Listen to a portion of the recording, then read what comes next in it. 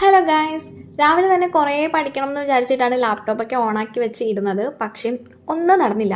എനിക്ക് അത്യാവശ്യമായിട്ടൊന്ന് പുറത്തേക്ക് പോവേണ്ടി വന്നു. അല്ലെങ്കിൽ നമ്മൾ ആത്മാർത്ഥമായിട്ട് പഠിക്കണമെന്ന് വിചാരിക്കുമ്പോഴേക്ക് എന്തെങ്കിലും തടസ്സങ്ങൾ കയറി വരാറുണ്ട്. അങ്ങനെ എന്തായാലും രാവിലത്തെ പഠിത്തം നടന്നില്ല.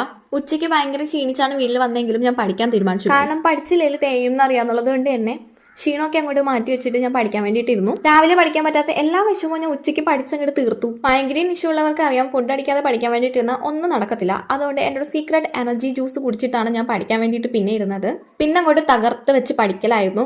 ഇംഗ്ലീഷും മാത്സുമാണ് ഞാൻ ഇപ്പോൾ ഫോക്കസ് ചെയ്യുന്നത്.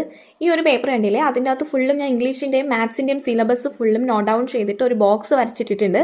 ഓരോ ടോപ്പിക്ക് കംപ്ലീറ്റ് ആക്കുമ്പോഴത്തേക്കും ഞാൻ ആ ബോക്സ് ടിക്ക് ചെയ്ത് പോകും. അപ്പം എനിക്ക് തന്നെ ഒരു കോൺഫിഡൻസ് ആണ് ഇത്രയും തീർത്തു എന്നുള്ളത്. വലിയ പഠിപ്പല്ലാത്തതുകൊണ്ട് എല്ലാ സബ്ജക്റ്റും ഒരുമിച്ച് പഠിക്കൽ നടക്കാറേ ഇല്ല. ഏതെങ്കിലും ഒന്നോ രണ്ടോ സബ്ജക്റ്റിന്റെ സിലബസ് തീർത്തിട്ട് മാത്രമേ ഞാൻ നെക്സ്റ്റ് സബ്ജക്റ്റ് എടുക്കാറുള്ളൂ. സോ അത്രയേ ഉള്ളൂ. ബൈ.